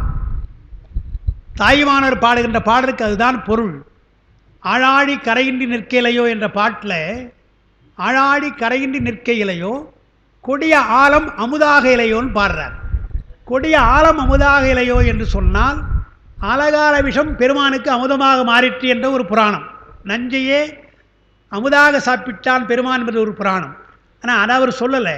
உன்னுடைய படைப்பிலே கரையில்லாமல் அலை நிற்கிறது, கடல் அலை நிற்கிறது, கரை கிடையாது, கரை இல்லாமல் இருக்கிறது அல்லவா. அதுபோல் நீ உன்னுடைய படைப்பிலே அமுதமும் இருக்கிறது, நஞ்சும் இருக்கிறது. எது என்றால் அளவுக்கு மீறினால் அந்த அமுதம் நஞ்சு, அளவோடு சாப்பிட்டால் அந்த நஞ்சு அமுதம் என்று இயல்பாக வச்சிருக்கிறான். நாம் அளவோடு சாப்பிட்ற மருந்து எந்த மருந்தாக இருந்தால் அது ஆங்கில மருந்து சொல்ல வேண்டிய அவசியமே கிடையாது, அதெல்லாம் நஞ்சு தான். ஏன்னா அளவோடு சாப்பிடுவதாலே அது அமுதம் போல நோயை தீர்க்கிறது. உணவை அதிகமாக சாப்பிட்டால் அளவுக்கு மீறினால் அமுதமும் நஞ்சாகிறது அல்லவா. அதைத்தான் அவர் சொல்கிறார். கொடிய ஆலம் அமுதாக இலையோ என்றால் நல்ல அமுதம் கூட கொடிய நஞ்சாக மாறலாம் என்ற அந்த கருத்தைத்தான் படைப்பிலே நஞ்சையும் அமுதையும் படைத்தான் என்று சொன்னால் பெருமான் நஞ்சாக படைக்கலை, அமுதமாக படைக்கலை. நஞ்சாக நாம் மாற்றிக்கொண்டோம், அமுதமாக மாற்றிக்கொள்ளும். அதுதானே தவிர இயல்பாக அமுதம் இருக்கிறது, இயல்பாக ஒரு பொருள் இருக்கிறது என்று பார்க்கணும். அதில் நஞ்சரை சொன்னோம் இருந்தால் அதனால் இப்படி செய்தால் என்ன சொல்கிறார் திருமூலர், நம்ம எல்லாம் மகிழ்ச்சியாக இருப்பதற்காக சொல்கிறார். நரை திரை நாசமேன்னர், நிறைய திரை போராதுன்னர். அது பின்னால் சத்தியம் சொல்ல போகிறார். இது சும்மா அவர் சொல்லலைங்க. நீங்கள் இந்த மாதிரி பிராணாயாமம் செய்தோம்னா நரை என்பது முடியில் இருக்கிற நரை, வெள்ளை முடி. திரை என்பது தோலில் இருக்கிற சுருக்கம். நரை திரை நீங்கினால் இளமை மீண்டும் வரும் அல்லவா என்று உங்களை அந்த பிராணாயாமத்துக்கு கூப்பிட்றார்.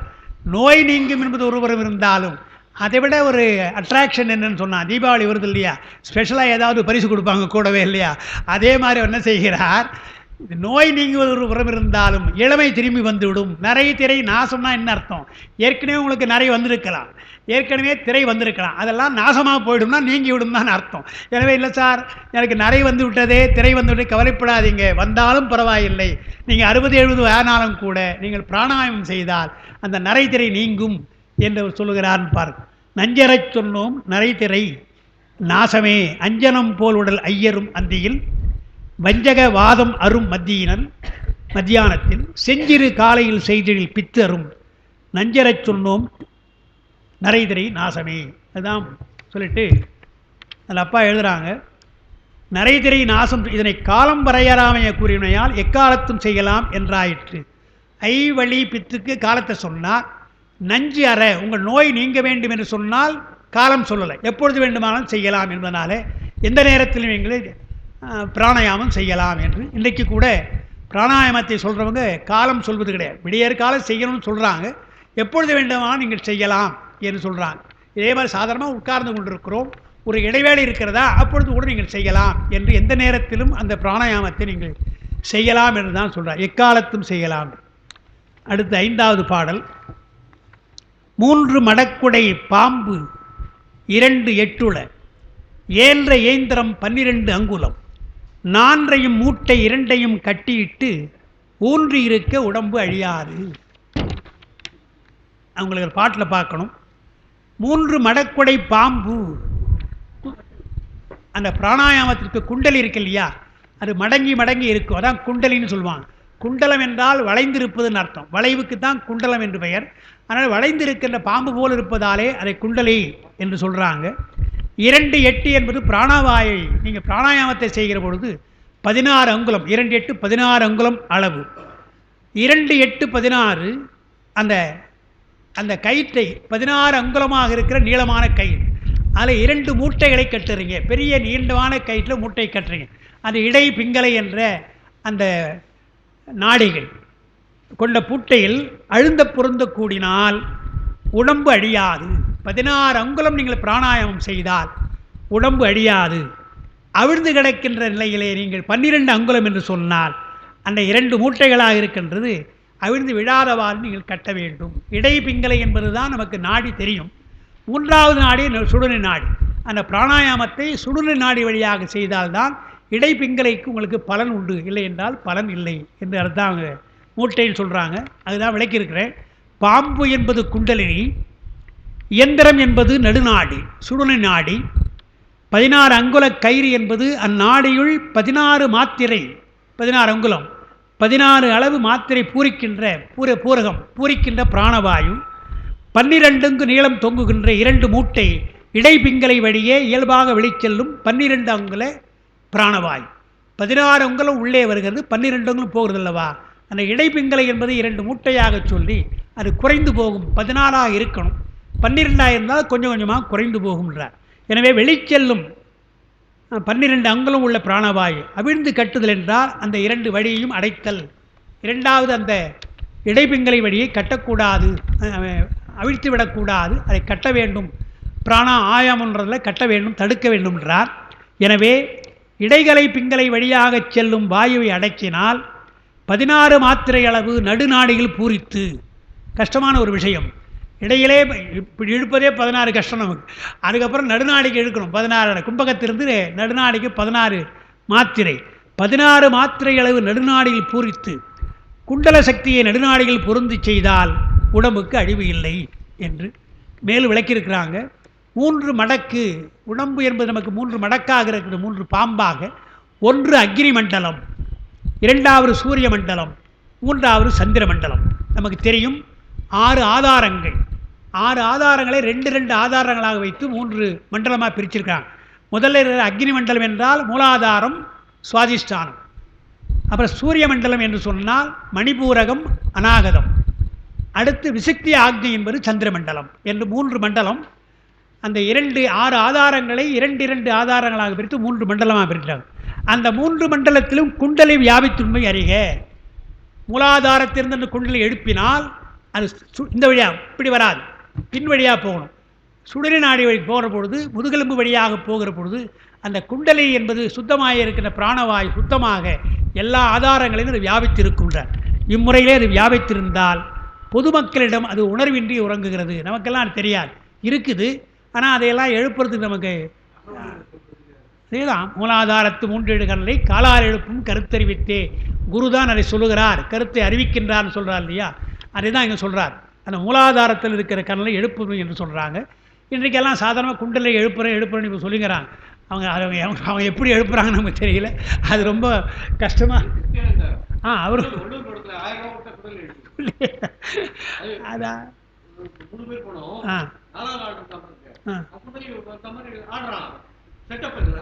செட்டப் பண்ணுறேன். அப்போதான் அவங்க செட்டப் பண்ணுறாங்க.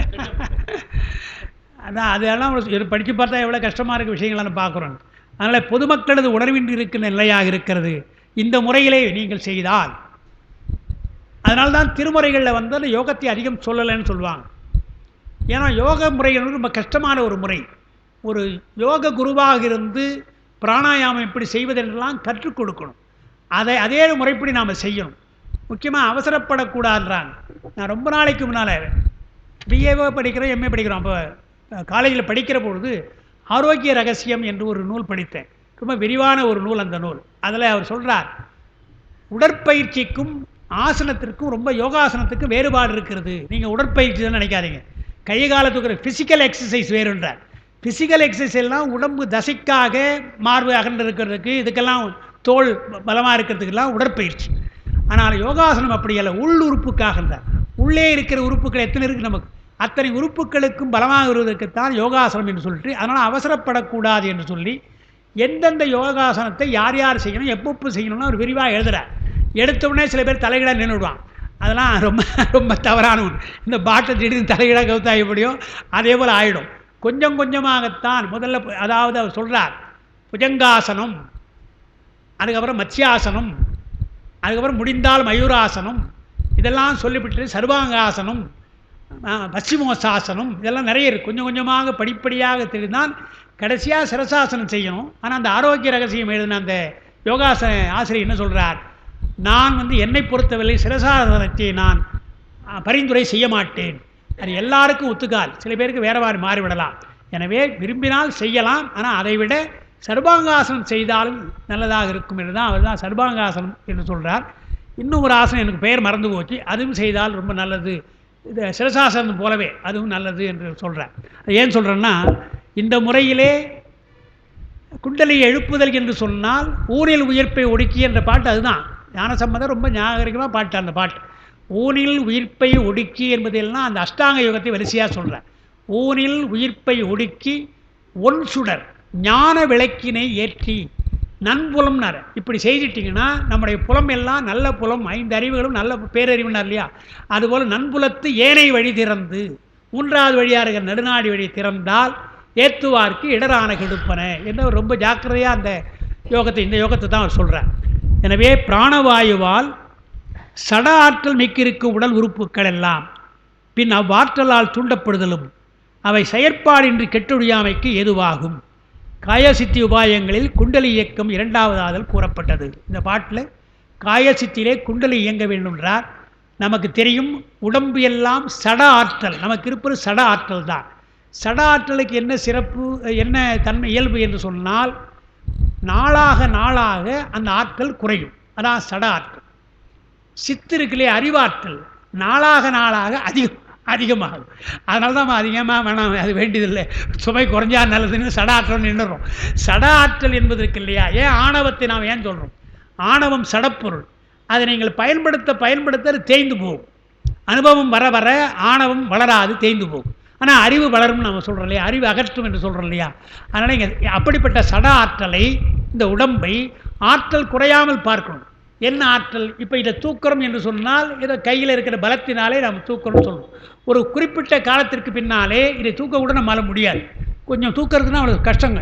இன்றைக்கி சுலமாக இருக்குது, அன்றைக்கு கஷ்டமாக போயிடும். எனவே சட ஆற்றலுக்கு உடம்பு கொஞ்சம் கொஞ்சமாக ஆற்றல் குறையும். அது இல்லாமல் செய்வது, அந்த ஆற்றலை குறையாமல் செய்வது இந்த காயசித்தி. அது அல்லாமல் சட ஆற்றலுக்கு மேல் இந்த உடம்பு எல்லாவற்றையும் அறிகிறதில்லை, அறிவாற்றலாலே அறியுது இல்லையா, அது இந்த உடம்பினுடைய சிறப்பு என்றுதான் அந்த பிராணாயாமத்தினுடைய சிறப்பை குண்டலி எழுப்ப வேண்டும் என்பதை இரண்டாவதாக சொல்கிறார். பின் அறிவாற்றலால் தூண்டப்படுதலும் அவை செயற்பாடின்றி கெட்டுடையாமைக்கு ஏது. சட ஆற்றல் செயலில்லாமல் போவதற்கு அறிவாற்றலை நாம் தூண்ட வேண்டும், அதற்கு குண்டலினியை எழுப்ப வேண்டும் என்று சொல்கிறார். உங்களுக்கு தெரியும் குண்டலினா என்னன்னு தெரியும். அதாவது 3 நாடியிலே நடுநாடியாக இருக்கின்ற பக்கத்திலே நமக்கு பிராணவாயம் போகலை. இப்போ நாம் அனுபவிப்பதெல்லாம் இடை பிங்களை என்ற 2 வழியாக தான், இடநாக்கு இடமூக்கு வளமூக்கு, இப்படி போகிறது தானே காற்று தான் தவிர, பிராணாயாமம் என்றது அந்த வாயு முக்கியமாக போக வேண்டிய நடுநாடி வழியாக முதுகெலும்பு வழியாக போகவில்லை. அப்படி போகாமலே இப்போ நமக்கு அறிவாற்றலுக்கு ஏதோ சொல்லி கொண்டிருக்கு இல்லையா, நமக்கு எல்லாம் இருக்குது இல்லையா, சொல்கிறது இல்லையா. இன்னும் அது போச்சுன்னு சொன்னால் பேராற்றல் நமக்கு அறிவாற்றல் வரும் என்று தான் அவங்க சொல்கிறாங்க. ஏன் அந்த ஆற்றல் நீங்கள் இழக்கப் போகிறீர்கள்? நான் பெற்ற இன்பம் அல்லவா அது, நீங்கள் பெற வேண்டும் என்று தான் யோகாசிரியராக விளங்குகின்ற நம்முடைய திருமுடன் அதை வற்புறுத்தி சொல்லுகிறான் பார்க்கும். அடுத்த பாடல் 100ம் 100ம் 60ம் 6ம் வலம் வர, 100ம் 60ம் 6ம் இடம் வர, 100ம் 60ம் 6ம் எதிரிட, 100ம் 60ம் 6ம் புகுவரே என்று மறைமுகமாக சொன்னார். 100, 60, 6 என்பது மாத்திரை காலம். 100 மாத்திரை, 60 மாத்திரை, 6 மாத்திரை, அப்படி கொஞ்சம் கொஞ்சமாக அந்த மாத்திரையை வளர்க்கணும். சுழுமுனை வலம் இடம் மேல் வருமானால், சுழுமுனை நாடி வலப்பக்கம் இடப்பக்கத்துக்கு மேலே வந்தால் அத்துணை ஆண்டுக்காலம் வாழ்நாள்களை மக்கள் எய்துவார்கள். 100 வயசு இருக்கலாம், 60 வயசு இருக்கலாம், 6 வயசும் இருக்கலாம். அதை சொல்கிறார். பிராணாயாமத்தினுடைய அந்த இயக்கத்தை பொறுத்து தான் ஒருவனுக்கு 6 வயதா அல்லது 100 வயதா அல்லது 60 வயதா என்று நம்மகிட்ட இருக்குதுன்றார், செய்யலாம்ன்றார். அந்த வாயுவை கும்பித்தல் செய்தால் அதற்கேற்பவே வாழ்நாள் அமையும் என்பது அந்த 6வது பாட்டுக்குள்ள அடிப்படையான கருத்தை தான் நான் எழுதியிருக்கிறேன். அதான் அவங்க அது வேறு ஒன்றும் எழுதலை, அவங்க அப்பாவும் அதான் எழுதியிருக்கிறாங்க. அதாவது யோக நெறியிலே கொள்ளப்படும் மாத்திரை, அது மட்டும் விளக்கியிருக்காங்க, நான் அதில் எழுதலை. யோக நெறியிலே கொள்ளப்படும் மாத்திரை என்றால், இப்போ நம்ம சாதாரணமாக மாத்திரை என்பது கை நொடிக்கிறது கண்ணிமைத்துன்னு சொல்கிறோம். அப்படி அல்ல. யோக நெறியிலே கொள்ளப்படும் மாத்திரை என்பது கை விரலை இயல்பான இயக்கத்தில் முழந்தாளை ஒரு முறை சுற்றி செலுத்தி நொடித்தல்.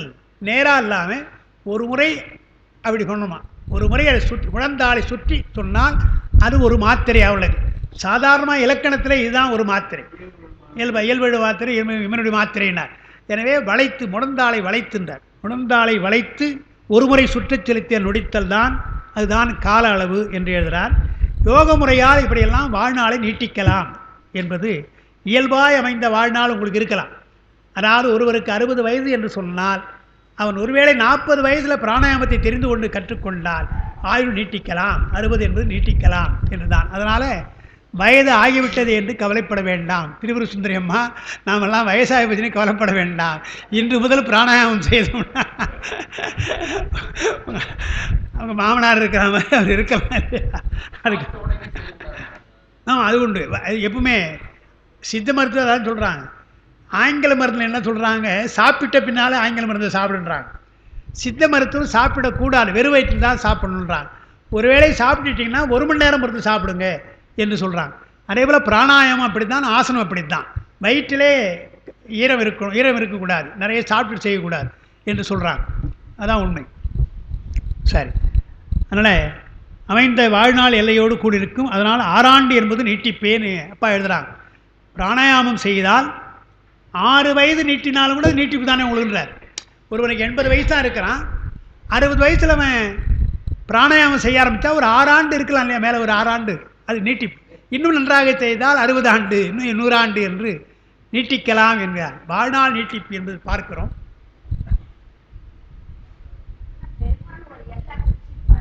அதான் அதான் அது சொல்லுவாங்க எல்லாருமே. நீங்கள் கேட்குற கேள்வி நியாயமான கேள்வி தான். நீங்கள்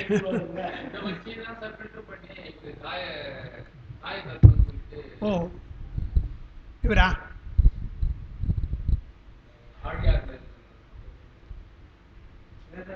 வேதாத்திரி வகைரமா அவர் சொல்கிறதல்ல, இது திருமந்திரத்தை சொல்கிறார், அவர் சொல்கிறது தான். அதாவது அம்மா கேட்குறாங்க, பெருமான ஒரு அளவு வைத்திருப்பானா இல்லையா அப்படின்னு. நீங்கள் திருவள்ளுவரையும் பார்க்கலாம், அதை சுந்தரன் பாடுறார். அதிகமான பாவம் செய்தால் உங்கள் வாழ்நாளை குறைப்பான்றார் பெருமான். உங்கள் வாழ்நாள் இருக்கலாம், வரையறை செய்திருக்கலாம். பெரும் பாவம் செய்தால் அந்த வாழ்நாளை குறைத்து பெருமான் சீக்கிரம் வருவான், கூற்றுவன் சீக்கிரம் வந்து விடுவான்னு பாடுறார். அதனால் நாம் இதுபோல் யோகத்தை செய்தோம்னா வாழ்நாள் நீட்டிக்கலாம், பெருமான் வரமாட்டான் என்பதுதான் கூற்று. திருவள்ளுவர் சொல்கிறார், அதை கூற்றம் குதித்தலும் கைகூடும், நோற்றல் ஆற்றல் தலைப்பட்டவருக்குன்னு ஒரு குறள் சொல்கிறார். அது யோக நெறிகளே பிராணாயாமம் நீங்கள் செய்தீங்கன்னா கூற்றுவன் வரமாட்டான், கூற்றுவனை வெல்லலாம் என்று சொல்கிறாங்க. அது அந்த மார்க்கண்டேயரை வைத்து சொல்கிறது தான் காரணம். மார்க்கண்டேயருக்கு 16 வயது, அந்த 16 வயது தான் யோகம் செய்கின்ற வயது. அந்த வயதில் அவர் ஆரம்பித்தார், 16 வயசில் ஆரம்பிச்சிட்டான்னு சொல்கிறான். எனவே அவனுக்கு கூற்றுவன் இல்லைன்னு சொல்கிறோம் இல்லையா. அதுபோல் நமக்கு கூட கவலைப்படாதீங்க, வரையறை பெருமான் செய்திருந்தாலும் கூட அதையெல்லாம் நீட்டிப்பான் என்று சொல்கிறது. ஒரு விஷயம் உங்களுக்கு சொல்லிடுறேன். 1962 முடிக்கணும். 1962 நாங்கள் மாயவரம் போகிறோம், தர்மராஜத்துக்கு போகிறோம். எனக்கு அப்போ 15 வயசு. அப்பா அங்கே போயாச்சு. அங்கே போயிட்டு உடனே அவங்க ஒரு 2 ஆண்டுகளுக்கு அப்புறமே அவங்களுடைய ஆயுள் அவங்களுக்கு சந்தேகம். அப்பாவுக்கு அப்பா ஜாதகம் பார்ப்பாங்க. இருந்தாலும் அவருடைய குறிப்பில் அவங்களுக்கு வாழ்நாள் குறையுமோ என்று அவளுக்கு சந்தேகம். ஊர் விட்டு ஊர் வந்தாச்சு. நாங்கள்லாம் என்னுடைய தங்கை 2 கல்யாணத்துக்கு தங்கை இருக்கிறது, நான் இருக்கிறேன், நான் படிச்சுட்டு இருக்கிறேன் என்று அவளை வருத்தப்பட்டார். அந்த நேரத்துக்கு வாழ்நாள் நீட்டிக்குவதற்காகத்தான் பொருத்தமாக பக்கத்திலே திருக்கடவுள், தர்மராஜ பார்த்து திருக்கடவுள், அது இயல்பாக பெருமான் நமக்கு கொடுத்துருக்கிறார் என்று சொல்லி திருக்கடவுருக்கு ஒவ்வொரு அவங்களுடைய ஜென்ம நட்சத்திரம் அஸ்வினி நட்சத்திரம். அஸ்வினி நட்சத்திரத்தில் அவங்களே போவாங்க, போய் வருவாங்க. போக முடியாத போது என்ன அனுப்புவாங்க. நான் போய் அங்கே அர்ச்சனைக்கு அருணை வடிவேலன்னு சொன்ன உடனே என்னை பார்ப்பார், அந்த ஐயர் பார்ப்பார், என்னப்பா ஒரு பையனா நீ அப்படின்னு கேட்பாங்க. அப்படி தொடர்ந்து அவங்க சொன்னாங்க. அதனால் என்ன ஆயிட்டு ஆயுள் நீட்டிச்சுது அவங்களுக்கு. 93 வயசு அவங்க இருந்தாங்க.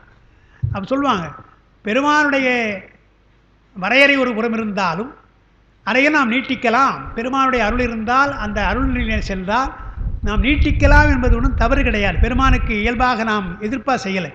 நாம் அவனை வணங்குறோம் இல்லையா. வணங்குவதற்கு ஏன் கேட்குறாங்க, மனித பிறவி வேண்டுவதே ஏன் கேட்குறாங்க, இந்த பிறவி தான் அவனை வணங்க முடியும்னு சொல்கிறாங்க இல்லையா. அதுபோல் நாம் பெருமானை வணங்குவதற்கு என்று சொன்னால் நம்ம நோக்கம் நல்லதாக இருந்தால் நல்லா இருக்கும். ஏன் சொல்கிறேன்னா 11 திருமுறைக்கு அப்பா உரை எழுதிட்டாங்க. அது வரல. 26ஆம் மகா சன்னிதானம் 10வது தந்திரத்தில் முதல் தந்திரம் தான் 3 தான் முடிஞ்சது. 4, 5, 6, 7, 8, 9 அப்புறம் 11 எல்லாம் பெண்டிங், எல்லாம் ஸ்கிரிப்டாக இருக்குது. அப்போ அப்பா போகிற பொழுது அப்பா கிட்ட 12ஆம் திருமுறை எழுத ஆரம்பிச்சுருங்கய்யா அப்படின்னு சொல்லுது பெரியவரான். அப்பா சொன்னாங்க, அதெல்லாம் ஒரு பெரிய வேலை, எனக்கெல்லாம் ஆயுள் இருக்குமான்னு தெரியாது அப்படின்னு சொன்னாங்க. என்னையா இப்படி சொல்கிறீங்களே, இப்படி சொல்கிறீங்க, எழுதுங்கய்யா, திருமுறை உரை எழுதுங்கய்யா, ஆயுள் நீட்டிக்குங்கய்யா அப்படின்னாங்க. அப்படின்னு சொன்னாங்க. அது சொல்லிச்சு, சந்தானம் சொல்லிச்சு, நான் இருக்கிறேன், கூட இருக்கிறேன். அப்பாவுக்கு விருப்பம் இல்லை. என்ன காரணம், அது அல்ல, ஆயுள் நீட்டிப்பு காரணம் அல்ல. என்ன சொன்னாங்க, ஏற்கனவே சீக்கியஸ் உரை எழுதியிருக்கிறார், இன்னும் பலலாம் இருக்குது, நாம் என்ன அதான் சொல்ல போகிறோன்னு சொன்னாலும் கூட அவளுக்கு எழுதுவதற்கு விருப்பம் இல்லை. ஏன்னா எழுதியதே வரல. நான் பின்னால் எங்கிட்ட சொன்னாங்க, எழுதியதே இன்னும் வரலடா, இதை வேற எழுதி என்னடா பண்ணுறது, நான் வேற எழுத போகிறேன்டான்னு. அப்புறம் இருந்தாங்க. அப்போ பலவற்றையும் வேறு வேலை அவங்க செய்தாங்க. சேக்கிழார் பெரியவரால் தான் உரை எழுதி தவிர தமிழ் பல்கலைக்கழகம் திருக்குறள் எல்லாத்துக்கும் அவங்க நிறைய எல்லாம் எழுதியிருக்கிறாங்க, பின்னால் இருந்தாங்க. எது சொல்கிறேன்னா, திருமறையை படித்தாலும் அவங்களுக்கு ஆயுள் வளரும் என்பதற்கெல்லாம் அப்பாவே ஒரு சான்றாக நம்ம சொல்லலாம். அதனால் அந்த நோக்கம் நமக்கு நல்லதாக இருந்தால், இன்னும் நிறைய நீங்கள் திருமுறையெல்லாம் பாடணும் இல்லையா? அதனால் நீங்கள் அந்த மாதிரி நாம் எண்ணக்கூடாது. அது அப்புறம் பெருமான திருவுருள் வேறு இருக்குது, அது வேறு விஷயம். சரி, அதனால் 100ம் 60ம் 6ம் என்பது வலம் வர என்றால், பிராணவாயு செய்கின்ற பொழுது வலம் இடமாக வந்து எதிரிட என்று நடுநாடிகளை செலுத்தினால், இப்படி பிராணாயாமத்தினாலே வாழ்நாளை நீட்டிக்கலாம். அந்த 100 60 நீட்டிக்கின்ற வயசுங்க. உங்களுக்கு வரையறை செய்யப்பட்ட வயது ஒன்று இருக்கும். அதற்கு மேல் நீட்டிப்பதற்கு 6 வயதாக இருக்கலாம், 60 இருக்கலாம், 100 இருக்கலாம் என்று தான் அந்த பாட்டை சொன்னார். அதுக்கு அடுத்தது 7வது பாடல். இன்றைக்கு உள்ளதோ?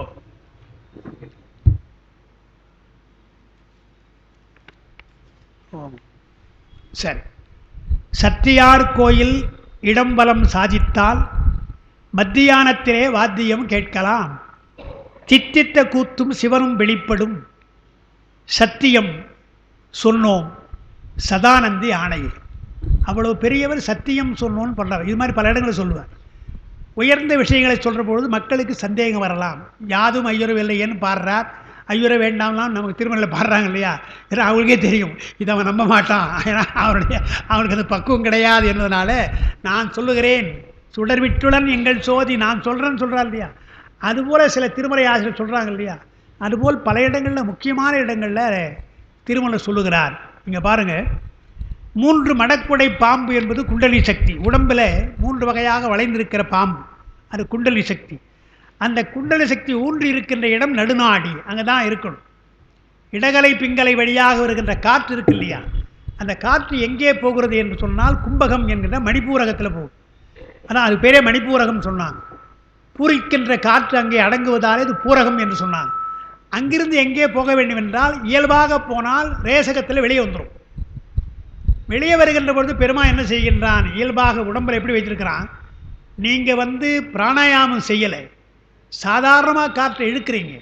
இழுக்கின்ற காற்றை அவன் என்ன செய்கின்றான்? உள்ளே சுத்தமான காற்று தான் போகும், அசுத்தமான காற்று போகாது. அப்படிலாம் ஏற்கனவே மூக்களெல்லாம் முடிகளெல்லாம் வைத்திருக்கிறான். ரொம்ப மென்மையான நாடியை வைத்திருக்கிறான். அதன் வழியாக போகிற பொழுது கும்பித்தல் என்ற அந்த மணிப்பூரகத்தில் அது போய் சேருகிறது.